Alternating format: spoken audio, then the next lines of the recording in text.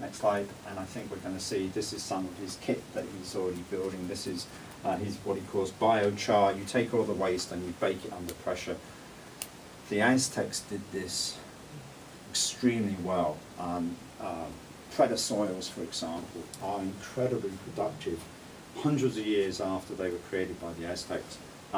This is what we're trying to do in terms of Oahu's soil degradation, because if you add just nitrates, you're going to not only sort of stun the microorganisms in the soil, but also you're creating another problem for yourselves, because the nitrate runoff is going to give you algae blooms in the nearshore environment. So Michael's trying to do this. Next slide will show that, yes, Steve Meader, who is also here, he's our interim assistant vice chancellor for facilities at the Manoa campus, trying to deal with, you know, how do you do architectural design to avoid flooding? How do you retrofit buildings? How do you just make the place look good? So that's one other thing. But I'm particularly excited on, you know, it sounds relatively trivial, but Manoa uses about 400,000 gallons of portable water a day in air conditioning. Hotel industry does something similar.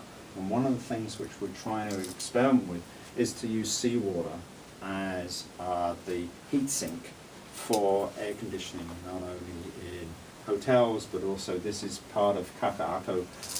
So Ala Moana shopping centre is about here, and downtown Honolulu is about there. So that we're actually utilising the temperature gradient. If you pump water up from a depth of about 2 kilometres, it's a lot colder than air temperature. So you can use that to chill the air. It might also be a possible source of potable water, because the cold lets you condense water on the outside of the pipes, so you actually suck water out of the air, as opposed to having to do desalination, for example. That's another alternative. And of course, got to be alert that this water you suck up from 2 kilometres down is nutrient rich. You can't just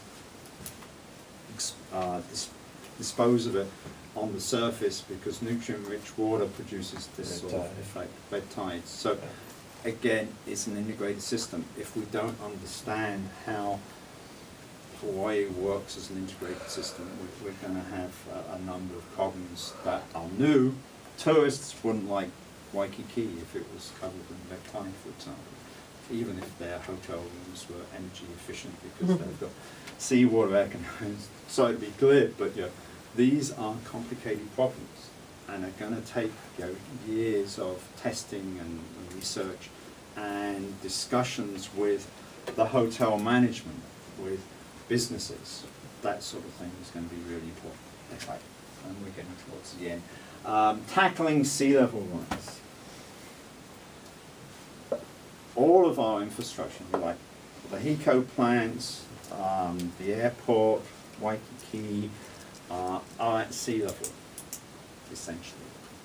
But also a lot of our circum-island roads. And, I know parts of the Big Island are in much better shape, but staying with Oahu, we are going to have some real engineering issues to deal with in terms of trying to retrofit our road system. It's not just the potholes that are going to be fixed, it's going to be all the bridges, it's going to be a number of the communities, particularly, say, on northern Windward, Oahu, north of Kangaroo Bay. So things that we have to worry about. It's a little easier because sea level rise won't hit us next year. It's going to hit us over the next 30 to 100 years or something like that, so it's slow and insidious. But it's not just the water coming up on the surface, it's also going to be affecting our aquifers, and we're going to find that we're going to start getting saltwater marshes in places like Kapahulu and areas where we've currently got residential housing. That is going to impact us, and we're also going to get salt encroachment into our water aquifers. So where we are pumping our water today may not be the same places we get our water in 30, 50 years or something like that.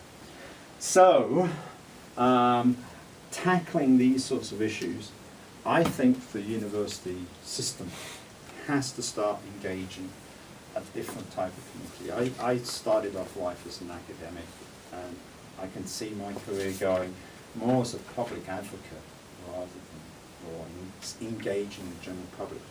And I think there's a variety of different disciplines that we really need to start thinking about. How does Marcy, how do the regents, how do our chancellors really start dealing with the legislature? Not, please stop hitting me about my budget, but functionally, how do we get things done? And top of my list is the permit office. Why are they letting Ward Centre spend, I think it's like $150 million to retrofit the area around where Ward 16 theatre complex is? That is dead centre where sea level rise is going to start having an impact. It's bad enough that we built a cancer centre down at Kakaraka, but to have private businesses doing that, and it's the permit office that lets them do it. It's also the permit office that lets you sort of have a private home close to the water's edge and that sort of thing. How do we deal with the insurance industry and banking industry when, for example, all of our nice real estate along the coastline, they suddenly realize it's going to go away in 30 years, so they don't give you a mortgage? That will change the way in which real estate is dealt with here in the islands, and then the general public as well.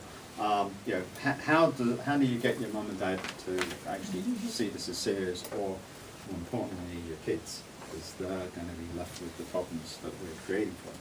And all the Hawaiians sitting on Hawaiian homeland, all inland will be set.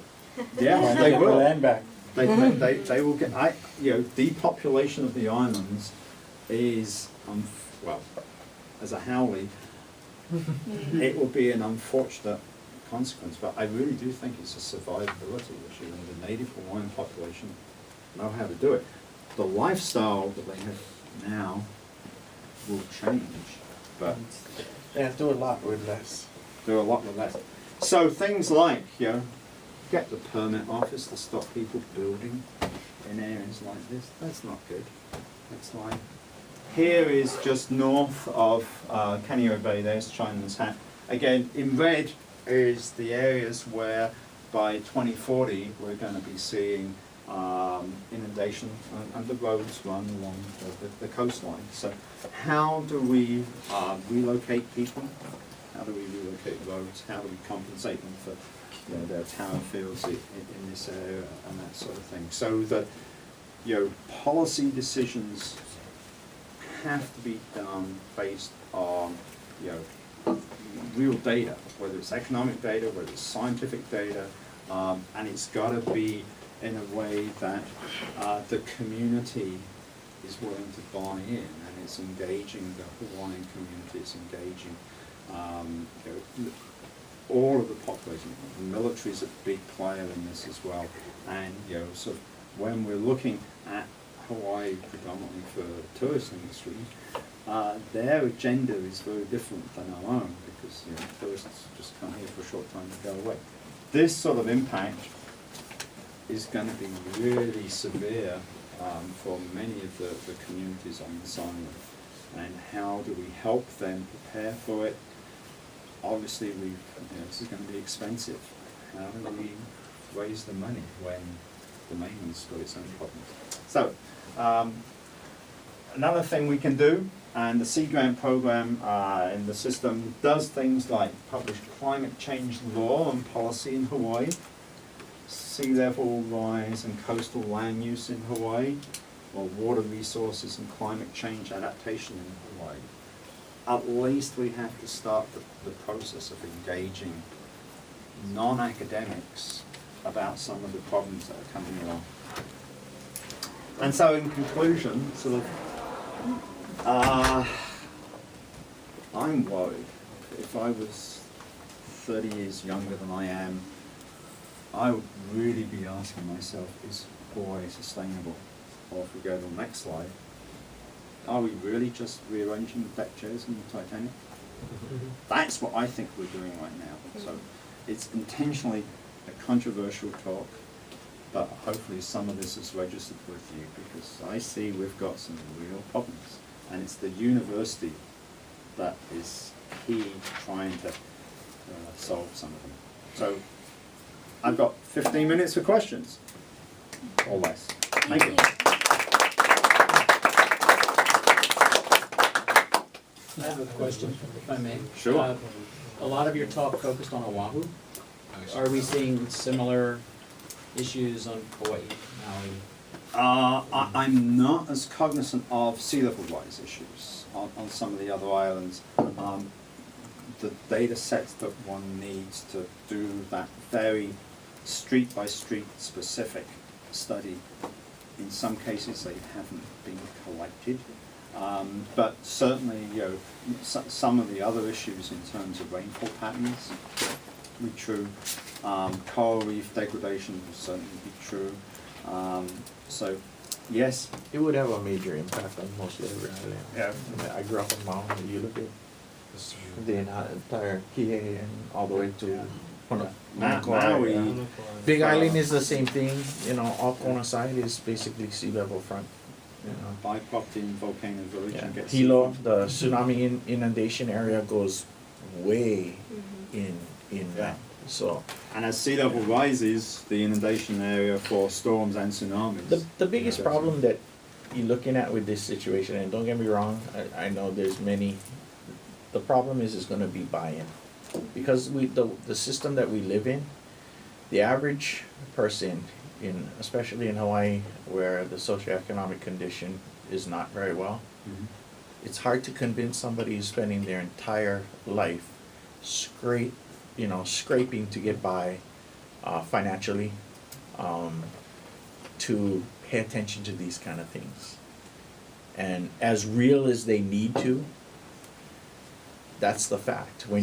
Because we're in a situation where everybody survival, individual survival, your individual survival, the survival of your immediate family is motivated by profit. It's motivated by money.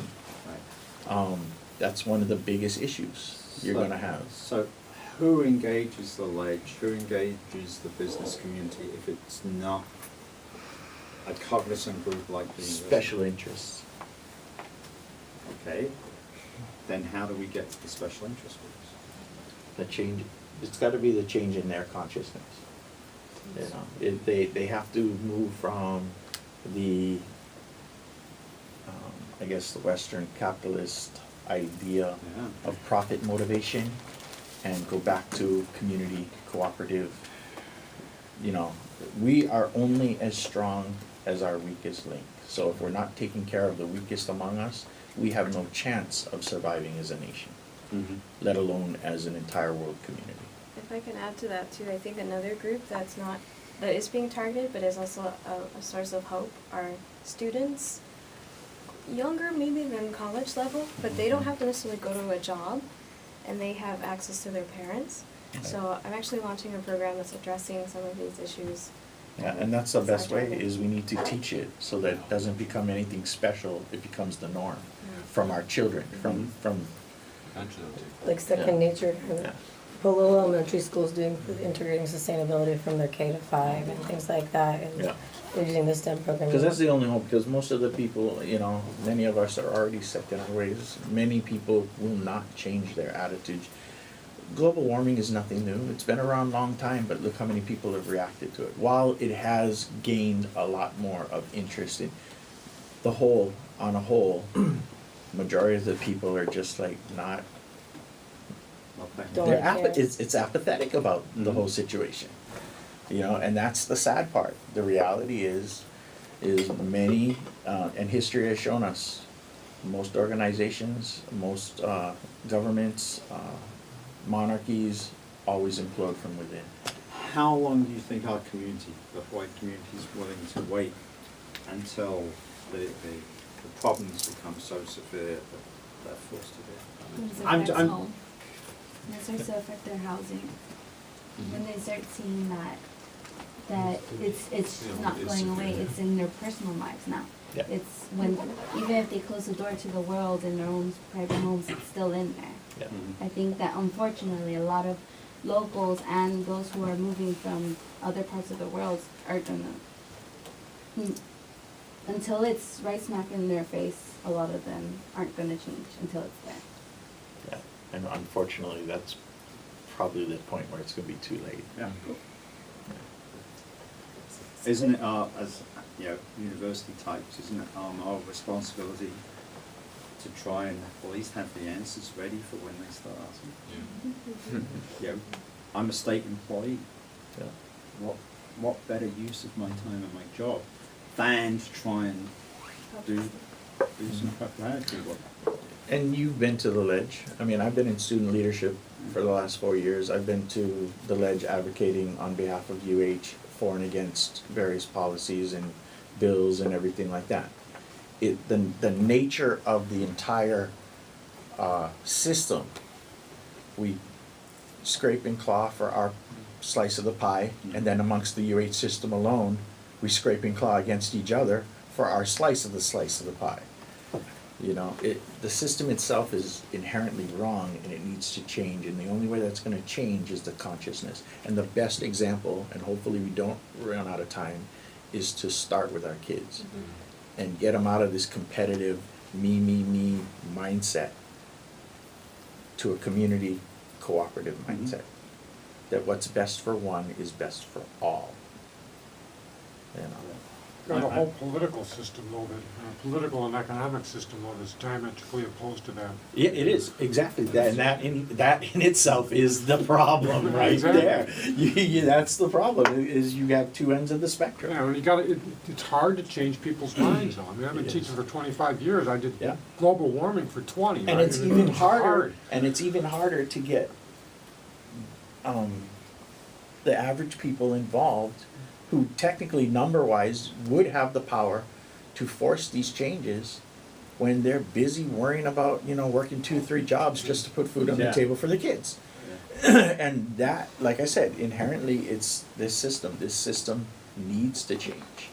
It's And McDonald's. and who's to say, unfortunately, doom and gloom. Who's to say that we haven't gotten past the point of no return?